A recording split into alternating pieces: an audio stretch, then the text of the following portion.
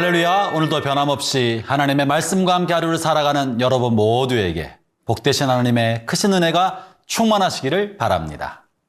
하나님은 아담을 위해 에덴의 모든 것을 풍요롭게 준비해 주시고 아담을 에덴으로 옮겨주셨습니다. 그에게는 모든 것이 허용되었습니다. 모든 것이 허용되었지만 그것은 창조주의 창조 질서 아래 순종하는 한도 안에서 허용되었던 것입니다. 그래서 하나님께서는 동산 중앙에 하나님을 기억하게 하는 상징물을 2개 세워 주셨습니다. 이 두 나무는 이 세상을 살아가는 2가지 원리를 의미하는 것입니다. 그 중에 하나가 생명나무요, 또 하나가 선악을 알게 하는 나무였습니다. 본문 9절을 읽어볼까요? 여호와 하나님이 그 땅에서 보시기에 아름답고 먹기에 좋은 나무가 나게 하시니 동산 가운데는 생명나무와 선악을 알게 하는 나무가 있더라. 제가 신앙이 어린 시절에는 선악과라는 금지 규정만 없었다면 우리 조상들이 죄를 짓지 않았을 텐데 왜 하나님께서 선악과를 만드셨을까 의문스럽게 생각한 적이 있었습니다. 그러나 신앙과 인격이 성장하면서 깨닫게 된 것은 선악과는 인간에게 주신 규제나 금기사항만이 아니라 자유라는 것을 알게 되었습니다. 선악과가 없으면 인간은 방종하게 되지만 선악과가 있으므로 인간은 자유로울 수 있게 됐다는 것을 깨닫게 된 것입니다.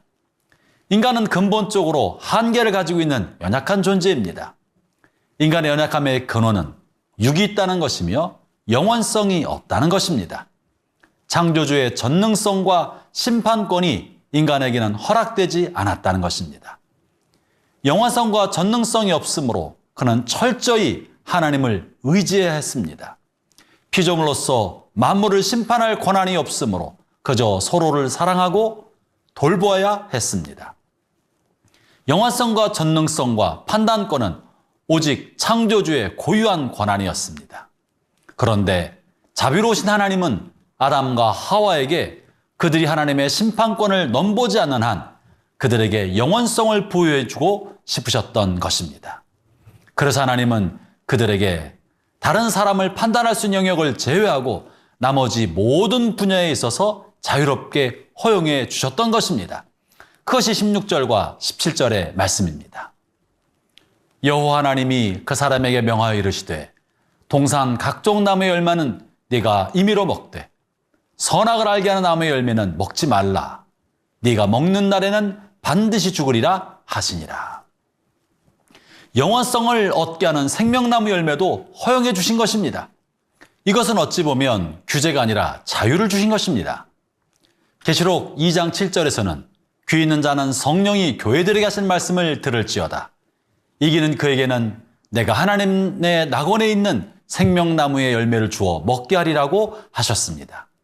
하나님은 하나님의 영원 불변성을 이 생명나무의 열매에 넣으셔서 사람이 그것을 먹고 하나님과 같이 영원성을 갖게 하려고 하셨던 것입니다. 이 생명나무는 영적으로 예수 그리스도를 상징합니다. 반면에 선악과는 선악을 알게 하는 지식의 나무 열매로 선악에 대한 판단과 분별력을 갖게 하는 것입니다. 성경은 이것을 하나님의 속성이라고 말하고 있습니다. 창세기 3장 22절에 보면 여호와 하나님이 이르시되 보라 이 사람이 선악을 아는 일에 우리 중 하나같이 되었으니 그가 그의 손을 들어 생명나무 열매도 따먹고 영생할까 하노라 하셨습니다. 이것은 선악을 분별하여 심판할 수 있는 것은 하나님의 고유한 영역이며 하나님의 속성이라는 것을 말해줍니다. 그것이 인간에게 허락되지 않은 영역입니다. 이 선악과의 영향력은 인간으로 하여금 다른 사람의 잘못을 판단하게 하고 시시비비를 가려서 재판관이 되게 합니다. 자기 자신은 선하고 온전한 삶을 살지 않으면서 다른 사람의 잘못을 지독하게 따지고 심판하기 때문입니다. 인간은 먹지 말라고 하신 선악과를 따먹음으로 거역과 반역자가 되었습니다. 불의한 자요, 불법한 자가 된 것입니다. 그러나 그는 선악간에 판단할 수 있는 지식을 얻게 되었기 때문에 자꾸 다른 사람의 잘못이 보이고 자꾸 그것을 따지고 싶고 들춰내고 싶은 마음이 생긴 것입니다. 이것이 비극의 시작입니다.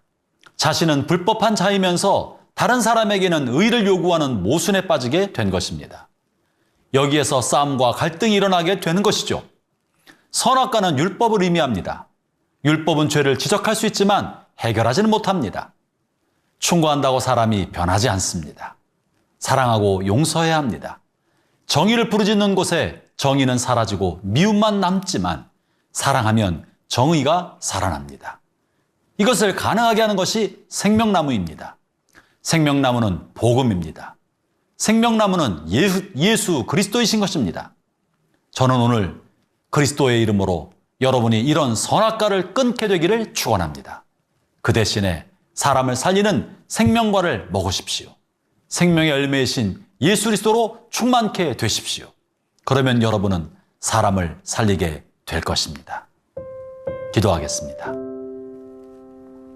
자비로우신 하나님, 주님께 범죄하고 악을 행한 우리를 향해 정의와 심판의 채찍을 들지 않으시고 오히려 심판의 채찍으로 자신의 몸이 찢기게 내어 주셨습니다.